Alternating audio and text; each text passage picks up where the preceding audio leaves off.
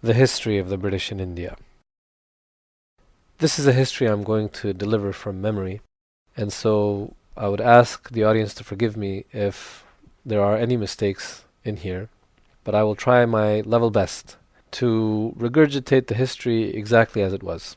I want to state at the outstart that it is a brutal history. It is not a pretty one. And if historians are expected, in fact even demanded, to empathize and sympathize with what is claimed happened with Jews in World War II, then most definitely, as an historian, there's no way that I should be expected to be completely inhuman and completely impartial in how I perceive the history of other peoples. When all was said and done, over the course of 250 years, the British ended up killing, either through direct warfare or through orchestrated famine, 60 million Indians. Malcolm X would say that after the brutality that the British meted out to Africans during the transatlantic slave trade and the scramble for Africa and colonialism, it was the Indians which received the most brutal treatment. With this said, let us begin. The history of the British in India actually begins with the Muslims in 1453. That year, they conquered the city of Constantinople, thereby cutting European Christendom off from the Silk Route. The Silk Route was a series of trading networks that connected Asia, Africa, and Europe. It began, generally speaking, in the city of Sian in the east, and it ended in the city of Constantinople in the west. Europe, by and large, was a net importer of trade goods. It did not have much to bring to the table, especially Central and Western Europe. At this time, in the global market, Europeans were known for providing two things, or contributing two trade goods. One were sword blades and daggers. They were known for providing actually quite high quality sword blades and daggers, metalworks. The other commodity was slaves. In fact, the word slave itself comes from the word for Slav or Slavic. With the city of Constantinople conquered, Europeans were in a scramble to find an alternative route to the goods of the Indies and of the Orient. And so, almost immediately after this conquest, Prince Henry of Portugal, who is known today as Henry the Navigator, set out on an exploratory journey in 1455. Now, this journey is, by some, generally considered to be the start or the kickoff to the age of exploration. He sailed down the western coast of Africa, but he didn't get very far, maybe to about Cape Verde. And he sailed east along the North African coast, the Barbary coast, and he got as far east as the Levant. He produced quite an immaculate and detailed map of North Africa. Subsequent Portuguese explorers would make their way further south.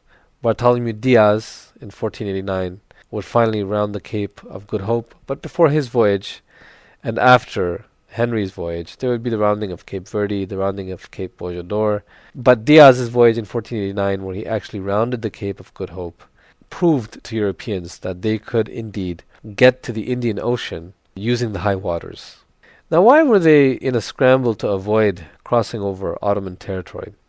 They viewed the Muslims as their existential enemy, and they did not want to hand over a continent or a subcontinent's worth of trade revenue over to the forces of Islam, which were already steamrolling through Eastern and Central Europe.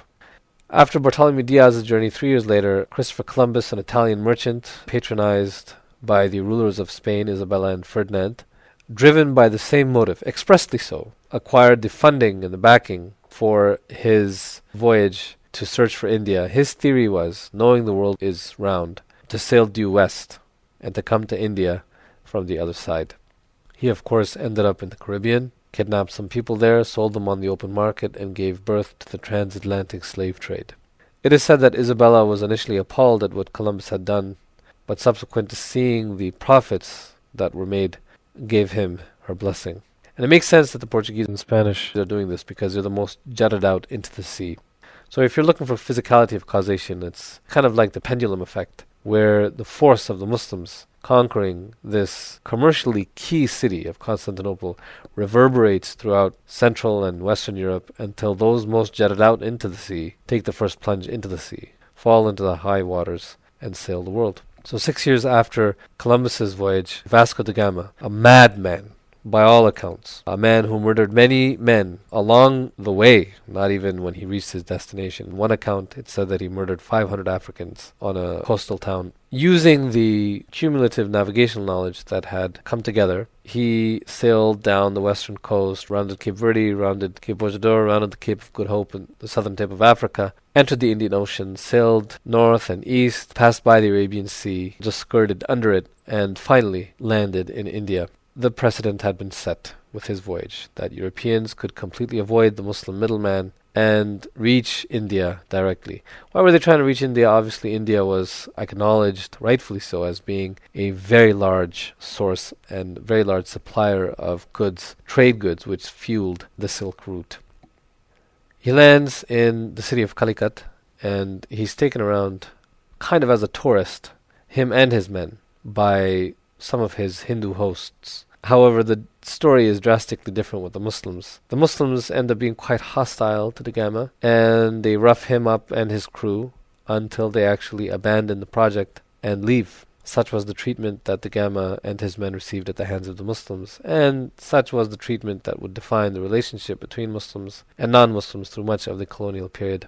Da Gama would actually return to India about 20 years later, after having married and established himself in Portugal. He would be assigned some authority in India, and the Calicut and Goa area would gradually come under the dominance of the Portuguese. The Portuguese did work hard for their position in India, and they didn't acquire it overnight. They did fight pitched battles with the Delhi Sultanate, and they did brutalize a lot of the natives of India that came under their jurisdiction. They were there before the British, they were there before the French, they were there before the Dutch, and they were even there before the Mughals, who would arrive in India about 2.5 to 3 decades later. And they would also leave India after the British, after the French, after the Dutch, and indeed after the Mughals. But because of their attitude and because of the way they lived, barring a few converts to Catholicism in the south and west of India, for the majority they were recognized as outsiders.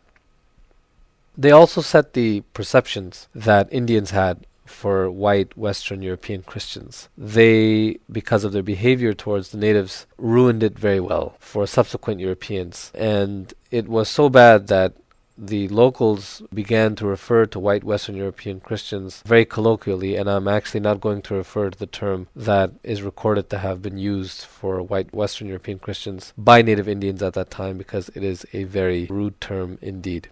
After the settling of the Portuguese, there are 2 navigational achievements which I would like to mention, and then we will actually get to the British being in India. The first is the circumnavigation of the globe in the middle of the 16th century by a Spanish soldier turned explorer, Ferdinand Magellan. This man took 3 years to circumnavigate the globe on the high seas.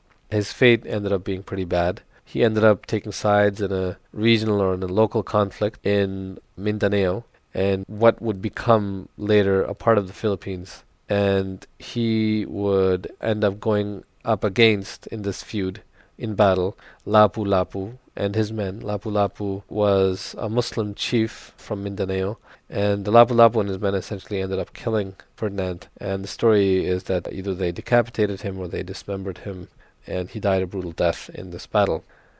Another navigational achievement I'd like to mention is that of Francis Drake. Francis Drake rounded the world on the high seas in 1597.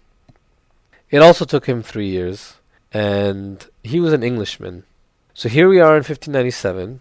The English, through Francis Drake, have managed to circumnavigate the globe. Other Western European nations seem to be able to do the same thing. You have, because of the cutting off of European Christendom, or rather I should say, because of the drive that European Christendom had to be directly connected to the source of the Silk Route, India, you have many unintended consequences, such as the discovery of the Americas and the setting up of colonies there and contact with natives and the establishment of commerce there. And you have advances in navigation, and you have new markets opening up to Europeans. And it is against the backdrop of all of this history, with the triggering event of the Muslim conquest of Constantinople in 1453 and the subsequent cutting off of European Christendom from the Silk Route, that in 1600 a couple hundred men most of whom are merchants from the city of London, but about 15 of whom are knights, apply for a charter to trade in the East Indies.